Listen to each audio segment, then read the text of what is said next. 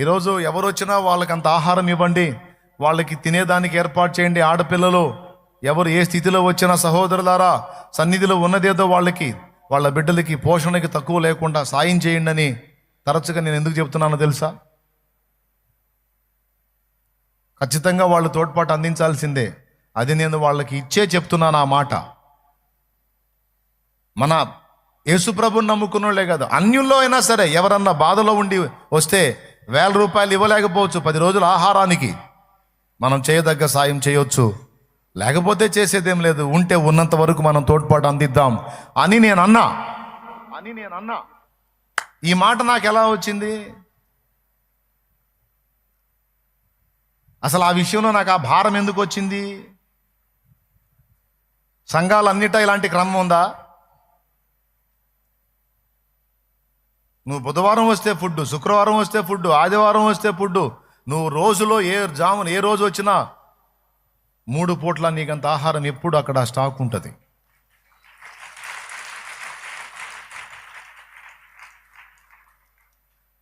రోగులుగా ఎవరన్నా వస్తే వాళ్ళకి నేను చేయదగ్గ వైద్య సేవ చేయడానికి దానికి తగ్గ ఏర్పాట్లు చేయించాను. ఒకవేళ నేను చేయలేనిది అయితే నాకున్నదేదో చేతిలో పెట్టి పోయి చూయించుకో. లేదు విశ్వాసం ఉంది ప్రార్థన చేయంటావా, సరే చేస్తారా? విశ్వాసం ఉందన్న నేను ప్రార్థనలో దేవుని మీద ఆధారపడ్డాను, మానవ ప్రయత్నాలు అయిపోయినాయి అంటావా? రా ప్రార్థన చేస్తా, నా దేవుడే ఒక అద్భుతం చేస్తాడు నీ ఎడల.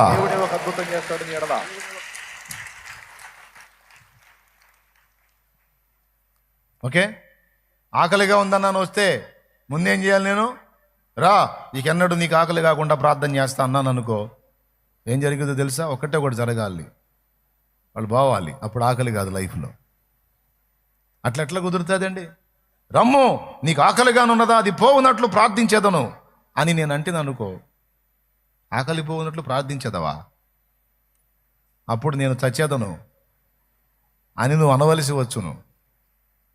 అప్పుడేం చేయాలి? ఆకలిగా అన్నప్పుడు నేను రమ్ము నీ కొరకు ప్రార్థించేదను అనరాదు. మరి ఏమి చేయవలెను? తినుట గదుగు అక్కడ ఆహారం సిద్ధపరచబడినది, వెళ్ళి తినుము అని నేను అనవలెను. మీకేమర్థమయ్యాను? దేవునికి స్తోత్రం. అదే కదా నేను అనాలి. అట్లాగే బలహీనతలతో ఉన్నవాళ్ళు నా ముందుకు వచ్చినప్పుడు ప్రథమ చికిత్స సింపుల్గా డీల్ అయ్యేది ఉంటే ముందు దానికే ప్రయారిటీ ఇస్తా. అర్థమైందా?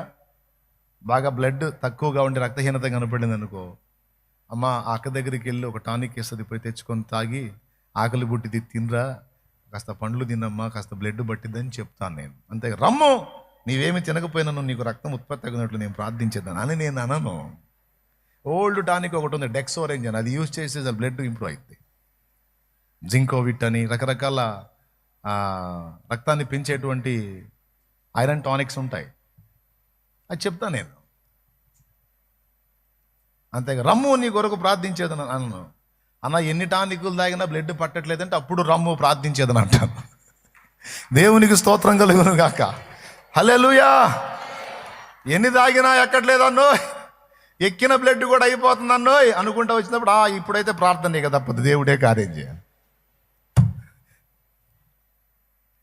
ఎందుకు నాకు ఈ భారం ఏర్పడింది? చూడము అన్నాడు.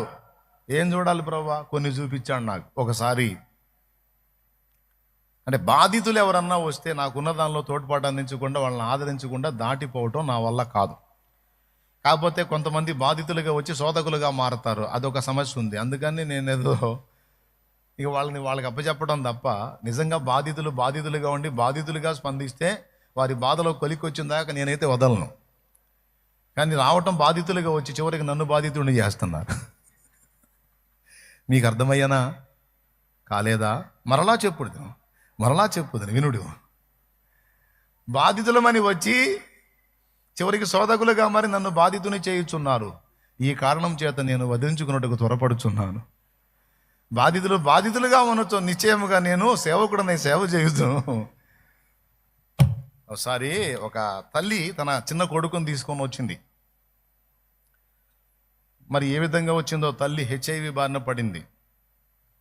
తనకి 2 బిడ్డలు, ఆ 2 బిడ్డలు కూడా అదే వ్యాధికి గురై ఉన్నారు. వాళ్ళు ఒక హోమ్లో ఉన్నారు, ఇక్కడికి సమీపంలో. ఒక హోమ్ ఉంది, హెచ్ఐవి వ్యాధిగ్రస్తులకు ఆశ్రయంగా. ఆ హోమ్లో ఈ తల్లి, ఆ ఇద్దరు పిల్లలు ఉన్నారు. ఒకరోజు వాడు బాగా వ్యాధి తీవ్రత ఎక్కువైపోయింది, సరైనటువంటి ఫీడింగ్ వాడికి లేదు, వాడి హెల్త్ బాగా కండిషన్ తప్పింది. వాడు తల్లిని ఒక కోరిక కోరాట. ఏం కోరాడంటే, అమ్మా నేను చచ్చిపోతానమ్మా, నాకు తెలుసు, కానీ ఒక్కసారి శాలేమన్నను చూపించమ్మా అన్నట్టు. వాడు ఒకసారి శాలేమన్నకి దగ్గరగా తీసుకెళ్ళి శాలేమన్న నాకు చూపించని వాడు అడిగాడట. మీరు ఎచ్చులు అనుకోవద్దు, పెద్ద ఈయన మనగాడని అనుకోవద్దు, నేనేం పుచ్చేలే, నా దగ్గర ఏముందిలే, కానీ ఎందుకో వాడికి అట్ట నా మీద. శాలేమన్నను దగ్గరగా చూడాలి, శాలేమన్నను గలవాలి, ఒక్కసారి చూపించమ్మా అని వాడు అడిగాడట. తల్లే చెప్పింది. ఆ హోంలోంచి బయటికి రానీరు. అందుకని ఒక రోజు ఆమె ఏం చేసిందంటే, గోడ దూకి వచ్చింది, కూతుర్ని అక్కడే పెట్టి కొడుకుని తీసుకొని వచ్చింది నేరుగా ఇక్కడికి. వచ్చింది, నాకు ఎదురు పడింది, నేను కలిసిన దాకా ఆగింది. నేను కలిసినప్పుడు పెద్దగా ఏడ్చి విషయం చెప్పింది. అన్నా వీడిని చూడన్నా, వీడు అమ్మా నేను చచ్చిపోతానమ్మా, నాకు తెలుసు, ఒకసారి అన్న దగ్గరికి తీసుకెళ్ళమ్మా, అన్నకు సమీపంగా నన్ను తీసుకెళ్ళమ్మా, ఒక్కసారి అన్నం చూస్తానమ్మా, నా చివరి కోరిక అనుకొని తీసుకెళ్ళమ్మా అని అన్నాడన్నా వీడు, అందుకని తెచ్చానన్నా అంది. ఆ మాటని నాకు ఏడుపు వచ్చింది. సరే, నేను వాడిని దగ్గరకు తీసుకొని వాడిని ఆదరించి వాడికి కావాల్సిన ఏవో ఇప్పించి, ఆ వస్త్రాలు, ఆ చెప్పులు అవన్నీ ఇప్పించి ఒక 3 రోజులు ఇక్కడే వాళ్ళని ఉంచుకొని, తర్వాత 4వ రోజు అన్న అమ్మాయి అక్కడే ఉంది, బయలుదేరుతానన్నా. ఓకే తల్లి పద అంటే నన్ను రానీదన్నా. ఆమె రానీదు. అక్కడ ఎవరు? ఆ హోమ్ నడిపే నాయకురాలు. పాపం ఆమె మరి మంచి త్యాగబుద్ధితో, మంచి సేవా తత్పరతతో ఆ పని మొదలుపెట్టింది. మరి ఆ రోజు ఏం సైతాన్ని శోధించిందో ఏమో ఆ పిచ్చిదాన్ని. ఏమండి, నేను ఈ బిడ్డకి చెప్పా, సరే అమ్మ సంతోషంగా వెళ్ళిపోమరి అంటే, ఆమె రానీదన్నా నన్ను అంది. యేసుప్రభుని నమ్ముకున్న వాళ్ళే కంటే యేసుప్రభుని నమ్ముకున్న బిడ్డల హోమేనన్నాదని. అట్లయితే నేను తెలిసే ఉంటాను వాళ్ళకి, నేను వస్తాను పదమ్మ, నిన్ను వదిలిపెడతానని నా బండిలో ఎక్కించుకొని తీసుకెళ్ళాను తల్లి కొడుకు ఇద్దరిని. కూతురు హోంలోనే ఉంది. నాతో పాటు ఒకరిద్దరు తమ్ముళ్ళు, డ్రైవ్ చేసే తమ్ముడు, నాకు తోడుగా ఇంకో తమ్ముడు, మేము ఒక 3 ఉన్నాం. వాళ్ళిద్దరు 5 వెళ్ళాం అక్కడికి, ఆ హోమ్ దగ్గరికి వెళ్ళాం. గేటు తీల, మధ్యాహ్నం ఎండవేళ, గేటు బయటే నిలబెట్టారు. గేటు లోపల దేవుని నమ్ముకున్న వాళ్ళే ఉన్నారు, కానీ గేటు తీయొద్దని వాళ్ళ అమ్మగారు ఆర్డర్ అంట. ఎవరు ఆర్డరు? వాళ్ళ అమ్మగారి, ఆ హోమ్ లీడర్ యొక్క ఆర్డర్ ఏంటంటే గేట్ తీయొద్దు అని. సరే, మరి ఏదో దేవుణ్ణి నమ్ముకున్న వాళ్ళు మనం చెబితే వింటారన్న ఆలోచనతో, ఆశతో వెళ్ళాను. గేటు కూడా తీనిలా, నిలబడ్డాం. అమ్మ సోదరి ఫోన్ ఏదన్నా నంబర్ ఉంటే ఇవ్వండి, నేను మాట్లాడతానమ్మా, నేను ఫలానా అని చెప్తాను, ఏదన్నా అర్థం చేసుకొని ఈ బిడ్డను చేర్చుకుంటారేమో, చెప్పకుండా వచ్చింది కదా, కోపం ఉంటుందిలేమ్మా, నేను మాట్లాడతాను, కన్విన్స్ చేస్తాను అని నంబర్ అడిగాను. నంబర్ తీసుకొని ఫోన్ చేశాను. హలో అందామె. అమ్మ నన్ను శాలేమరాజు అంటారు, నేను ఇట్లా చిలుకలూరుపేటలో సేవ చేస్తూ ఉన్నాను. అయితే ఏంది అంది. అయితే ఏంది అంది. ఇట్లా ఫలానా పేరు కలిగిన సోదరి ఇట్లా వచ్చిందమ్మా, పాపం ఏదో మందిరం చూడాలి, దేవుని సన్నిధిలో గడపాలని ఆశతో వచ్చారు తల్లి బిడ్డ, అందుకని వదిలిపెట్టి వెళ్దామని వచ్చానమ్మా. 3 రోజులు పాపం ఎక్కడికి పోలా, నా దగ్గరే ఉంది, మందిరంలోనే ఉందమ్మా, వదిలిపెడదామని వచ్చానమ్మా అన్నాను.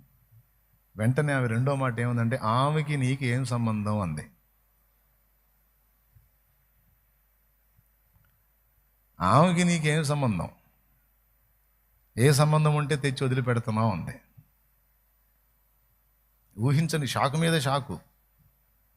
గేటు తీయలేదని బిత్తరపోతే రెండోది అయితే ఏంది, అదొక షాకు. మూడోది ఇంకా పెద్ద షాక్ ఏంటంటే, ఆమెకి నీకు సంబంధం ఏందని. ఇక నాకు మాట్లాడాలా. ఇట్లాంటి మనుషులు కూడా సమాజంలో ఉంటారా? ఏది సేవ చేస్తున్నామన్నట్టుగా, సేవ చేస్తున్నామని సేవ చేస్తున్న వాళ్ళ విధానంలో ఇంత కఠినాత్ములు, ఇంత కర్కోటకమైన మనసు కలిగిన వాళ్ళు కూడా ఉంటారా అన్నది ఆ రోజు నాకు స్ట్రైక్ అయింది. అంటే ఎవరినో నిందించాలని నేను చెప్పట్లా,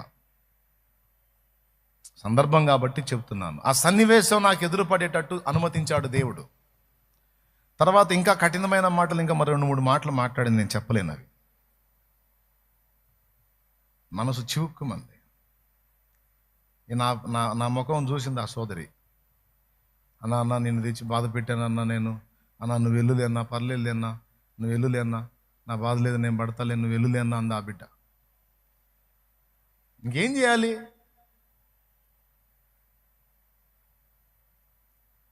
తర్వాత నా సహోదరుడు తీసుకొని మాట్లాడాడు. ఏం సంబంధం అని మాట్లాడుతున్నావమ్మా నువ్వు, తప్పు కదా, మానవత్వం అమ్మా, మానవతా దృక్పథంతో తెచ్చాడు అన్న, అలా అనొచ్చా అని. అంటే నువ్వెవరివి, ఫోన్ అతనికి, నోరు మూసుకొని ఫోన్ అతనికి.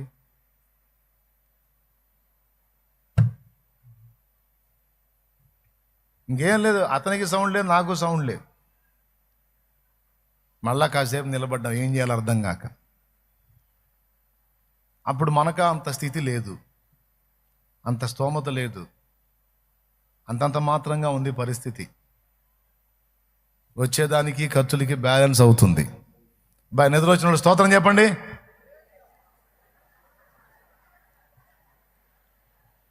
నాకు తెలుసు, అందుకే జాగ్రత్త చేస్తుంటా.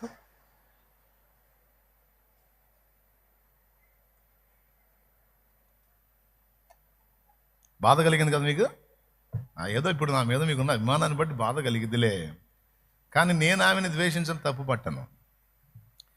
అది నాకు ఎదురు కాకపోతే నా హృదయం ఎలాగుండేదో, ఆ సన్నివేశం నాకు ఎదురైనందున దేవునికి ప్రార్థన చేశాను. ఏమన్నా తెలుసా, నా దగ్గర స్తోమత ఉంటే ఆ తల్లిని, ఆ బిడ్డని, అలాంటి బిడ్డలు ఇంకా 100 మందినైనా బతికిస్తా కదా, బతికించుకుంటాగయ్యా. ఆదరించే వాళ్ళు ఇతరులని చెప్పి నేను కేవలం స్పిరిచువల్ సర్వీస్, ఆధ్యాత్మిక సేవే, సోషల్ సర్వీస్ మనకు వద్దనుకొని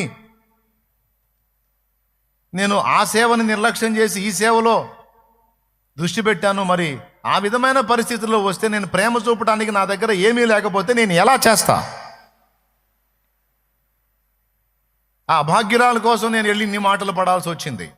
ఆమె వ్యాధిగ్రస్తురాలైన బిడ్డ, నేను దైవజనుడిని, ఆమెకి నాకేసి మాట్లాడింది ఆమె.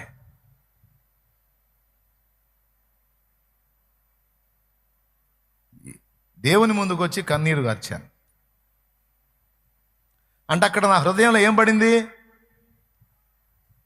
ఆ సన్నివేశం చూచుట ద్వారా నా హృదయంలో ఒక భారం పడింది. సేవ అంటే ఓన్లీ స్పిరిచువల్ సర్వీసే కాదు, సోషల్ సర్వీస్ కూడా అందులో ఒక భాగము. దాని విషయంలో కూడా నేను దృష్టి పెట్టాలన్న కర్తవ్యం నాకు బోధపడింది. ఖచ్చితంగా ఇది వాక్యానుసారం. యాకోబు రాసిన పత్రిక 1:26, తండ్రి అయిన దేవుని ఎదుట పవిత్రమును నిష్కళంకమునైన భక్తి ఏదనగా. యాకోబు రాసిన పత్రిక 1వ అధ్యాయము 27వ వచనం, తండ్రి అయిన దేవుని ఎదుట పవిత్రమును నిష్కలంకమునైన భక్తి ఏదనగా, దిక్కులేని పిల్లలను, విధవరాండ్రను వారి ఇబ్బందిలో పరామర్శించుటయు, ఇహలోక మాలిన్యము తన కంటకుండా తను తాను కాపాడుకుంటూనే. సూపర్ మాట, ఒక్కసారి చూడది. ఒక వ్యక్తి ఆత్మను రక్షణలోకి నడిపించాలంటే అచ్చంగా ప్రసంగాలు దంచితే, లెక్చర్లు దంచితే కాదు, ముందు దేవుని ప్రేమ కాస్తో కూస్తో వానికి చూపించాలి. ఆపదలో ఉన్నవాడిని ముందు ఆదుకొని చేయూతనిచ్చి నిలబెట్టాలి. నీకు ఆహారం ఉంటే ఆహారం లేక అల్లమడిస్తున్న వానికి పట్టెడు అన్నం పెట్టి ముందు దేవుని ప్రేమను క్రియలో కనపరిచి ఆ తర్వాత చెప్పు దేవుడి గురించి, వాడు వింటాడు. అంతేగాని కుండలోనే ఉండాలి, అబ్బాయి మాత్రం ఉండాలంటే కుదరదు. కానీ కొంతమంది వ్యవహారం అట్లా ఉంటుంది, జస్ట్ ప్రసంగాలకి, లెక్చర్లకే తప్ప దేవుని యొక్క ప్రేమను క్రియాత్మకంగా ప్రదర్శించటం ఎరగరు. కానీ ఆ రోజు నాకు బాధ కలిగింది, ఆ రోజు ఆ మాటలను బట్టి రోషం కలిగింది. అయితే ఒకటి, నాకు ఎక్కడైనా ఏ విషయంలోనైనా అవమానం ఎదురైతే కొంచెం ఆ సందర్భాన్ని బట్టి, సన్నివేశాన్ని బట్టి, మాటను బట్టి కొంచెం గాయపడినా తర్వాత తేరుకుంటాను. ఎందుకో తెలుసా? ఈ అవమానాన్ని నాకు అనుమతించాడంటే దీనికి సంబంధించి నా ఎడల ఏదో బలమైన కార్యాన్ని చేయబోతున్నాడు దేవుడు. నా ఎడల ఏదో బలమైన కార్యాన్ని దేవుడు చేయబోతున్నాడు అని ఎరిగి ఉంటాను. ఆ రోజు మైండ్లో పడిపోయింది, ఎవరైనా దీనులై వచ్చి సహాయం అందిస్తే నా దగ్గర ఉన్న దానిలో వాళ్ళకి చేయాలి అని ఆ రోజు నిర్ణయించుకొని, అవసరమైతే ఒక చిన్న హోమ్ ఇక్కడే క్రియేట్ చేసి, ముందు నాకున్న దానిలో కొంతమందిని చేర్చుకొని వాళ్ళని ఆదరించి, సన్నిధిలో వాళ్ళే ప్రార్థన చేసుకుంటారు, పట్టెడు అన్నం తింటారు, హాయిగా విశ్రాంతి పొందుతారు. కొంచెం చిన్న ఫెసిలిటీ వాళ్ళకి ఏర్పాటు చేసి, కొంచెం వైద్య ఏర్పాట్లు చేసి, కొంచెం వాళ్ళకి క్షేమకరంగా క్లైమేట్ ఇస్తే ప్రశాంతంగా బ్రతుకుతారన్న ఆలోచనతో చిన్న చిన్న ప్రయత్నాలు. ఈ ప్రయత్నాల్లో కొన్ని ఇబ్బందులు ఎదురవుతాయి. ఎందుకంటే అందరూ ఒకే టైప్లో ఉండరు. కొంతమంది వ్యక్తులు ఇబ్బంది పెడతారు. అయినా సరే తట్టుకొని, ఎందుకంటే కొంతమంది మేలు పొంది కీడు తలపెట్టే వాళ్ళు కూడా ఉంటారు. కడుపు నిండా తిని దుర్మార్గపు ప్రచారాలు చేసే వాళ్ళని కూడా చూశాను నేను. కృతజ్ఞత హీనులైన మనుషుల్ని కూడా చూశాను. అయినా నేను దేవుడు నాకు ఇచ్చిన తత్వాన్ని నేను మార్చుకోకూడదు. ప్రేమ చూపించమన్నాడు, చూపిస్తాను. నేను యోగ్యుడని నన్ను ప్రేమించలా, అయోగ్యుడైనా ఆయన ప్రేమ గనుక నన్ను ప్రేమించాడు. అలాగే ఆ ప్రేమకు సంబంధించిన వాడిని గనుక వాళ్ళు యోగ్యులో అయోగ్యులో కాదు, నాకున్న దానిలో అంత సాయం చేసి నా ప్రేమను నేను చూపిస్తా. అయినా అన్యాయంగా వాళ్ళు వ్యవహరిస్తే దానికి వాళ్ళే ఉత్తరవాదులు. కానీ నేను చేసిన చర్యను బట్టి నా దేవుడైతే సంతోషపడతాడు. ఓకేనా? అట్లా ఫిక్స్ అయ్యి నేను దేవుని పని చేస్తా ఉన్నా. ఇప్పుడు ఆ సన్నివేశం నాకు ఎదురు కాకపోతే నాకు ఆ రోషం రాదుగా, ఆ భారం రాదుగా. అది లెక్క. జస్ట్ ఎగ్జాంపుల్ కోసం ఒకటి వదిలే. ఇప్పుడు దీన్ని బట్టి నీ జీవితంలో కొన్ని సన్నివేశాలు నీకు దేవుడు చూపిస్తున్నప్పుడు నీతో ఆయన మౌనంగా మాట్లాడుతున్నట్టు అనమాట. నీ శబ్దంలో ఆయన నీతో మాట్లాడుతున్నాడు. ఏంటంటే, ఇదిగో ఈ సన్నివేశాలు చూస్తున్నావు కదా, మరి దీన్ని డీల్ చేసే విషయంలో నీ పాత్ర ఏంటి, నువ్వేం చేయగలవో కొంచెం ఆలోచించు. నువ్వు నిలబడితే నేను నీకు తోడై ఉంటా.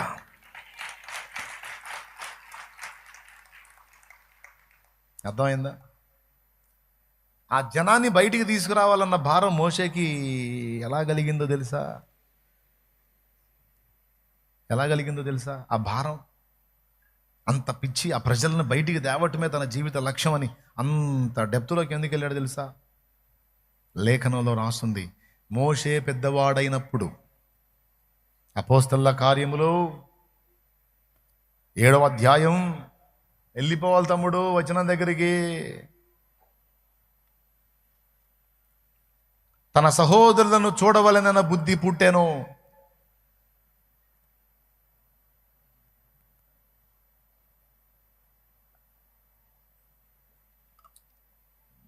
లేదా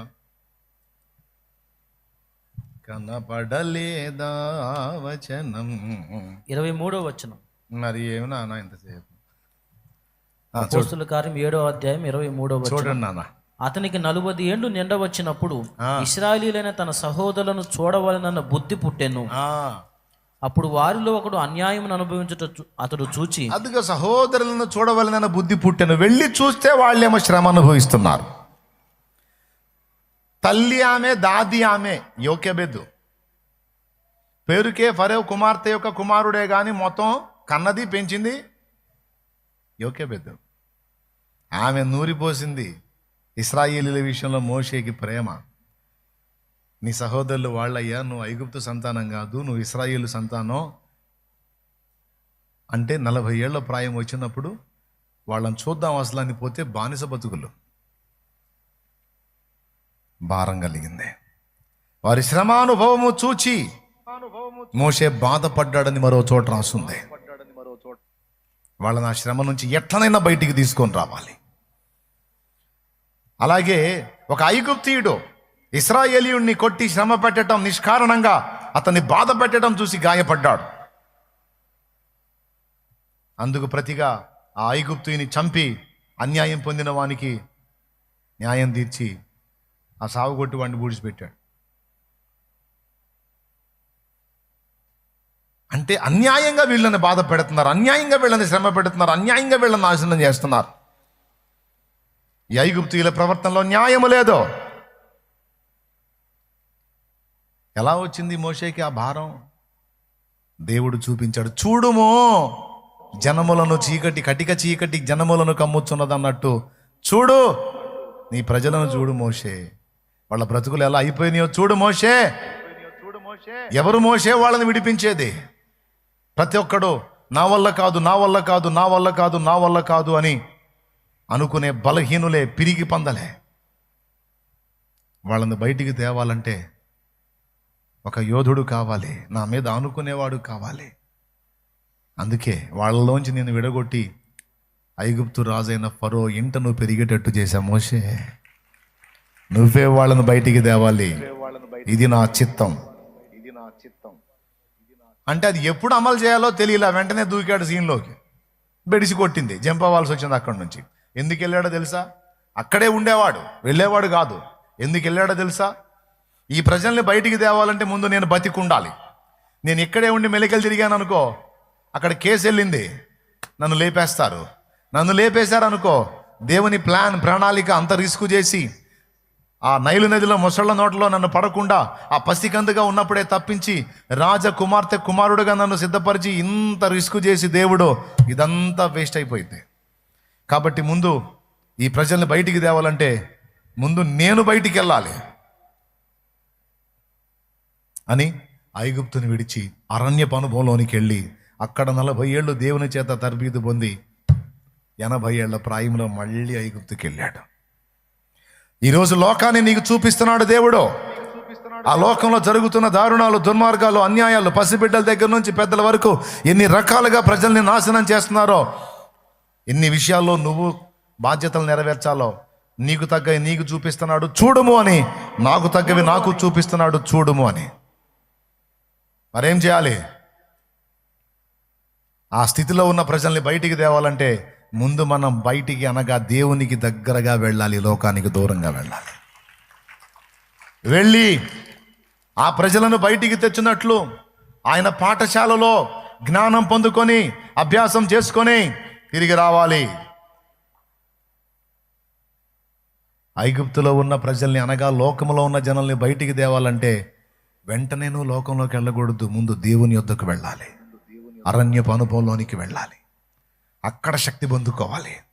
అక్కడ దేవుడు నీతో చల్ నడు, ఇప్పుడు నేను నీకు తోడై ఉంటాను నడు అని దేవుడు ఆయనేంటో నీకు బయలుపరచాలి, ఆయన శక్తిని నీకు నింపాలి. అందుకని ఫస్ట్ ప్రజలను చూసావా? అట్టయితే వెళ్ళి అరణ్యపు అనుభవానికి వెళ్ళావా? దేవుడు దర్శించాడా? శక్తిని నింపాడా? ఓకే చేసావా? ఇప్పుడు పో. అప్పుడు లోకాన్ని మండించగలుగుతావు, నిజ నక్షత్రమై ప్రకాశించగలుగుతావు. మీకు ఎంత మాత్రం అర్థమైంది? మీ సప్పట్లే తెలిసింది నాకు ఇప్పుడు.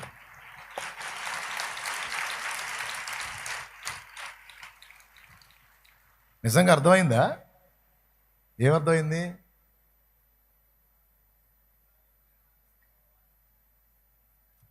నీకు చూపిస్తున్నాడు దేవుడు, కొన్ని చూపించి నీ హృదయంలో భారం ఏర్పరుస్తున్నాడు.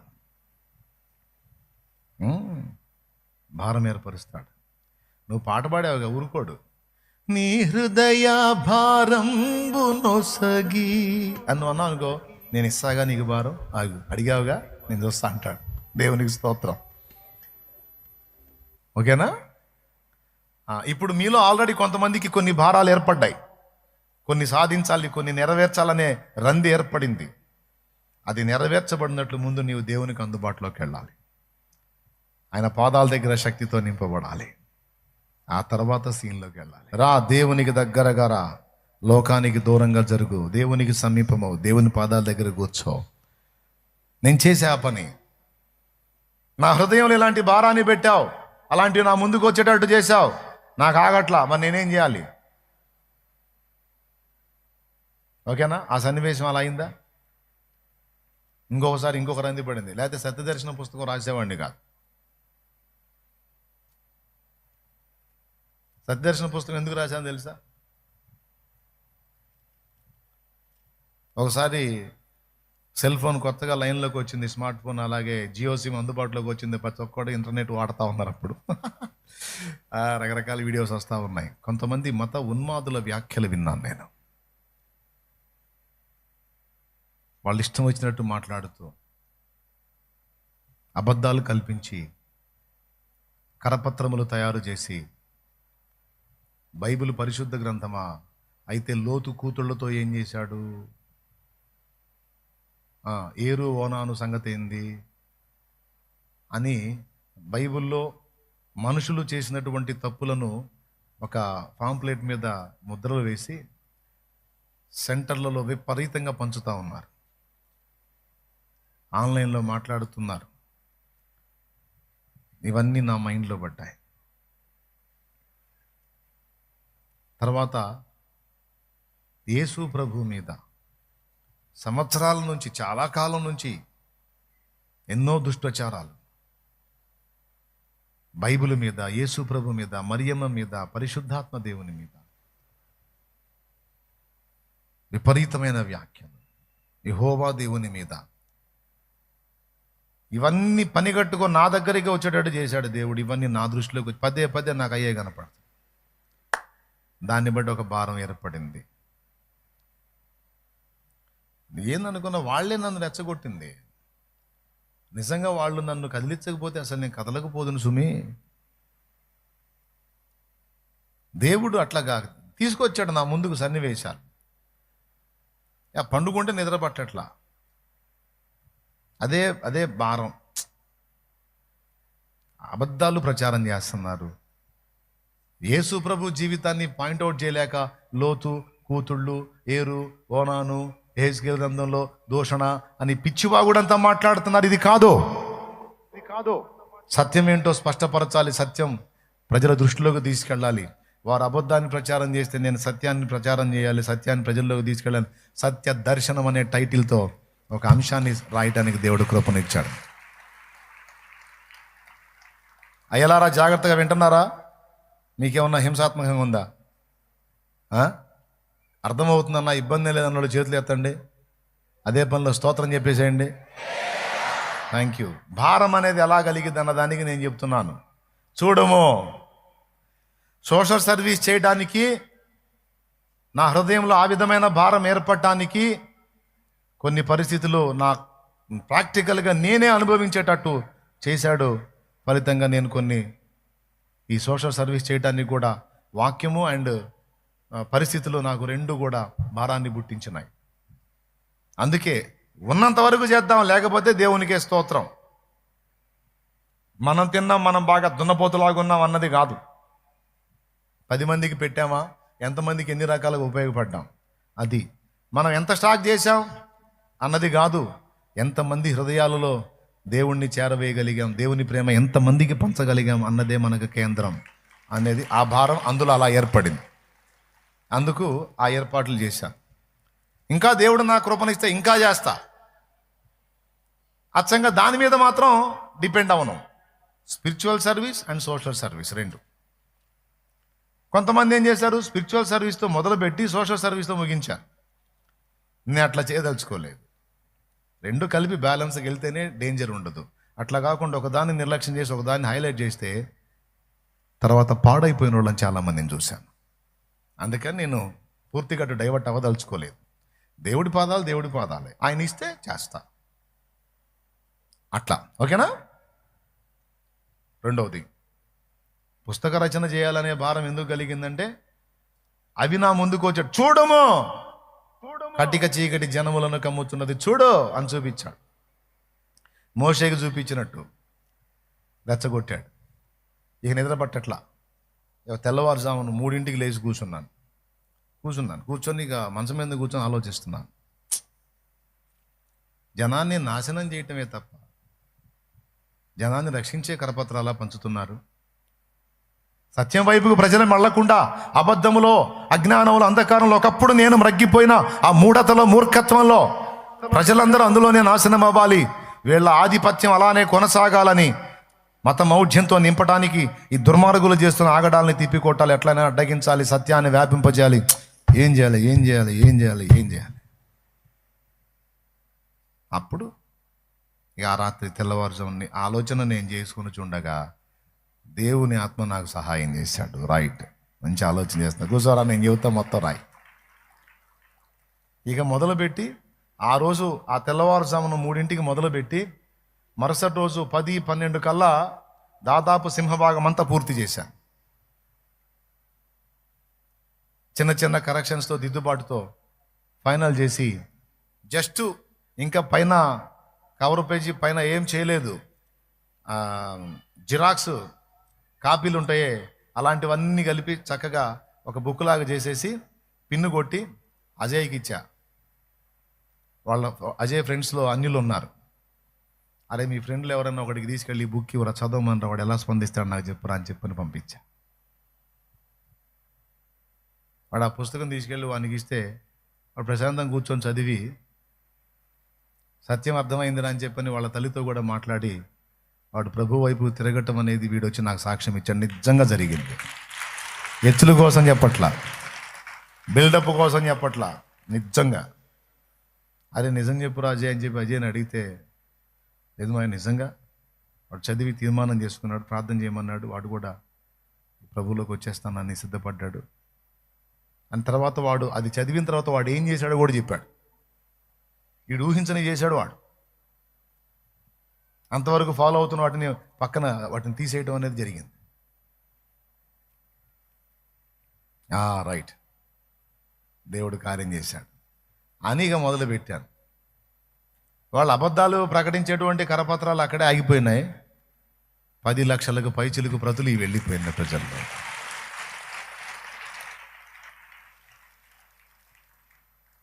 ఆనాటి నుంచి అలా ఆ మంట స్టార్ట్ అయింది, ఇంకా మండుతానే ఉంది.